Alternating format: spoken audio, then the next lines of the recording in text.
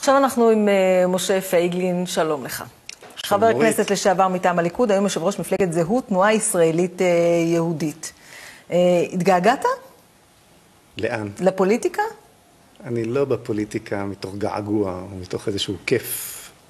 זאת כל הבשורה של מפלגת זהות למעשה. יש לה תוכן, יש לה מהות, היא לא נמצאת פה כדי להיות פה. אז מי שלא רוצה אותך כחבר כנסת, נגיד, מהספסלים האחוריים של הליכוד, יקבל אותך כיושב ראש מפלגה בכנסת הבאה? מפלגה גדולה בעזרת השם, מאוד מגוונת, מייצגת באמת את כל חלקי האוכלוסייה בישראל, ובשבוע הבא יש לנו ועידה בנמל תל אביב בהאנגר 11, וכבר למעלה מ1,000 איש נרשמו.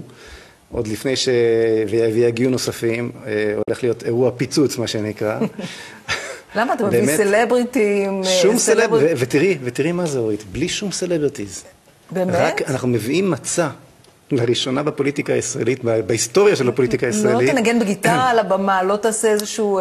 לא, אני לצערי את לימודי הגיטרה נטשתי בשלב מסוים, שלב צעיר בחיי. לא, אין סלבריטיז, יש תוכן, יש מהות, תהיה הרבה שמחה.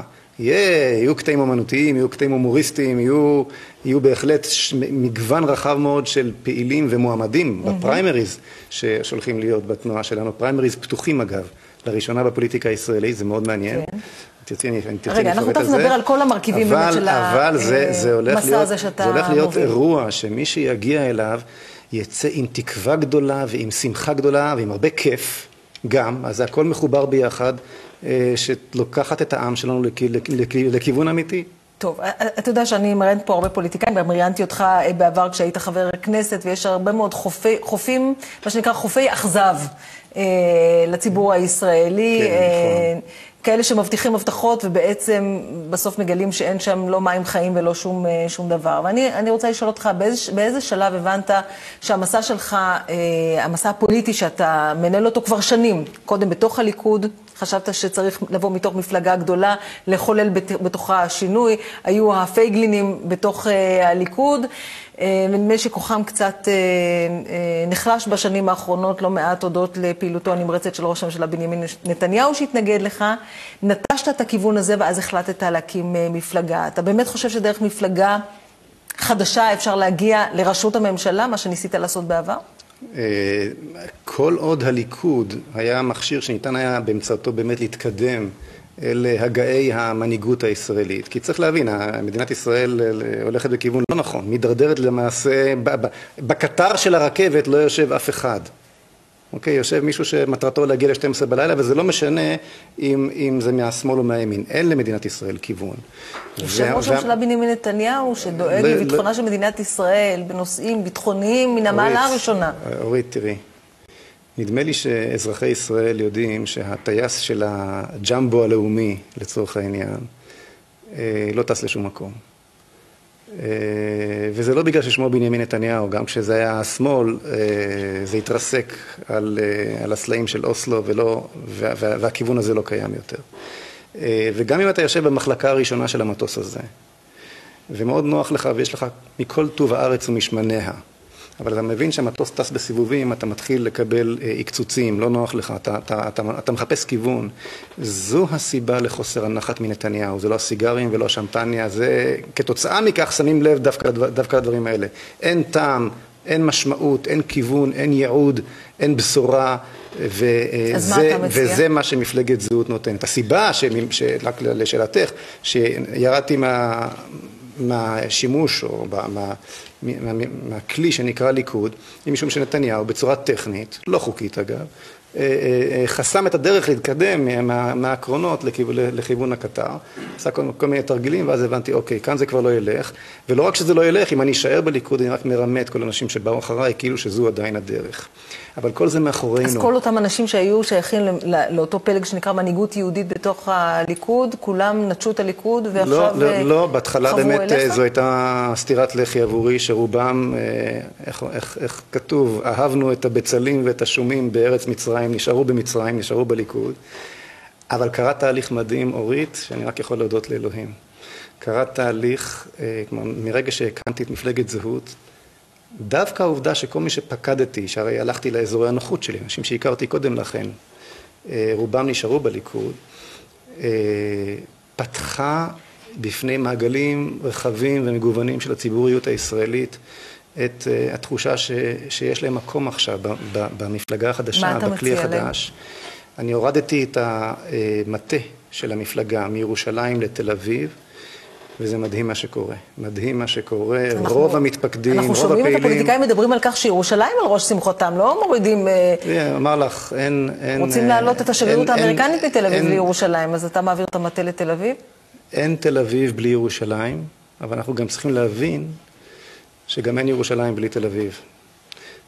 שני הצדדים צריכים להבין את זה. ובאמת הוועידה הראשונה שלנו הולכת להיות בנמל תל אביב, בהאנגר 11, ביום שלישי הקרוב, ואני מזמין אותך לבוא. עוד מעט תגיד שאפשר יהיה גם לעשן שם חופשי, אבל זה כבר עניין אחר. עם העניין הזה כבר התקדמנו, כמו שאת יודעת, ואכן, זה אחד הנושאים שנקדם אותם, אבל ממש לא היחיד. כן, אז אני רוצה לשאול אותך, תראה, נדמה לי שלפחות חלק מהצופים שלנו בוודאי נחשפו לתשדירים שהובלת בתקופה האחרונה, ברדיו, גם בטלוויזיה, וקראת לאנשים להצטרף. מה אתה מציע להם? מה הם העקרונות? לא נלך על כל 300 העמודים שאמרת שיש במצע שלכם, כי זה קצת הרבה, אבל בשביל הפורמט שלנו לפחות. מה הם הקווים המרכזיים שנראים לך כאלה שיכולים לסחוף את הציבור הישראלי להרפתקה פוליטית חדשה? אנחנו מציעים לישראלים ולישראליות להיות יהודיים חופשיים, להיות יהודי חופשי, להיות יהודייה חופשייה. להתחבר אל הזהות שלהם בצורה הכי עמוקה ואמיתית. וכשאני מדבר על הזהות, אני מדבר על כל מרכיביה, כולל הארץ מצד אחד, אבל כמה שפחות מעורבות של המדינה בחיי הפרט מצד שני, זאת אומרת זהות עם חירות. הפרדה בין דת למדינה? הרחקה מרבית שבין הדת והמדינה גם כן. ישר קופצים אותי לנושאים הללו, אבל כן, גם בנושאי כלכלה. אני רוצה להבין מה זה נקרא להיות יהודי חופשי. אני מסביר, אנחנו מדברים על הרחקה, כמעט ניתוק של המדינה מחיי האזרח, מחייו הפרטיים של האזרח, התערבות בחייו הפרטיים, גם בכלכלה, גם בחינוך, יש לנו מצע חינוך שמראה באמת איך אפשר פה להטיס את החינוך למקום ראשון במבחני פיזה ולא 39, וכן, גם בנושאי דת ומדינה, מלבד העניינים של חוק השבות, לא רוצים לראות את החיבור שבין דת ומדינה. אז יהיה מקום גם לערבים, לבני מיעוטים אחרים שחיים במדינה הזאת? אני יכול לומר לך שבזהות מתמודדים כרגע, בפריימריס של זהות יש כבר 2 מועמדים שאינם יהודיים, הרבה מאוד מתפקדים שאינם יהודיים גם כן.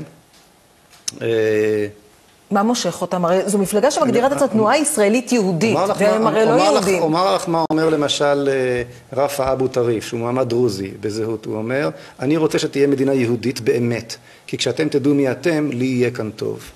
הוא מבין שכדי שהזהות שלו תישמר, הוא צריך שגם אנחנו נשמור על הזהות שלנו. אם לא, הכל מתערבב, הכל רב אחד עם השני, ומי שמשתלט עלינו זה גורמי טרור שאצלם הזהות היא ברורה. פריימריז זה אומר שלא בטוח שאתה תעמוד בראש המפלגה? אני כבר עברתי את התהליך ונבחרתי, זאת אומרת, עברתי תהליך של בחירה, בלי חוכמות. זו לא מפלגת אווירה ולא מפלגת קריזמה של איש אחד. כמה אנשים בחרו בך? כמה אנשים השתתפו בתהליך? נכון להיום יש קרוב ל-2,000 מתפקדים. והיה מישהו שהתמודד מולך? ולא היה. לא היה, אנחנו מכירים עוד מפלגות. שילמתי 10,000 שקל בדמי רישום וזהו. עכשיו תראי, לא, אבל כל המנגנון היה פתוח בפני כל מי שרצה. על הרשימה יש התמודדות רצינית מאוד.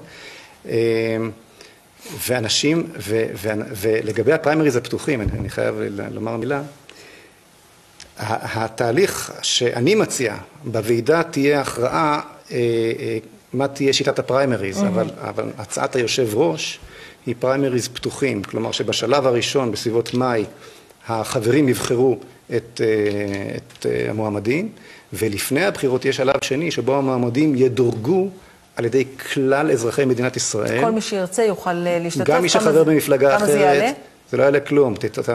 אם אתה אזרח ישראל, מעל גיל 18, תוכל להיכנס לאתר מאובטח, לקבל קוד ולבחור. שמות, חוץ ממך, מי עוד נמצא בגלריה של האנשים שהצטרפו למפלגה, שהתמודדו על מקום ברשימה? תראי, אני יודע מה, בשבוע שעבר הודיע גלעד אלפר, שהוא כלכלן בכיר באקסלנס נשואה, ואחד מהגוף המייעץ לשר האוצר שהוא מתכוון להתמודד, אדם מאוד רציני, איש כלכלה בכיר מאוד, כתב את הפרק הכלכלי במצע שלנו, באמת איש משכמו ומעלה בתחום המקצועי וכמובן גם מעבר לכך. ישנם עוד כמה וכמה שמות שאני מניח שאת לא מכירה, אבל אני יכול לומר לך דבר אחד. כן. נדמה לי שמדינת ישראל כבר התפכחה מרשימות של גנרלים וידוענים. אבל עדיין צריך להכיר את האנשים, ואני רוצה לשאול אותך שתי שאלות ממש בקצרה. אחד, מי מממן את זה? החברים. זה גם כן נושא מדהים, אנחנו גייסנו... אין לכם תרומות? אין איזה שלדון?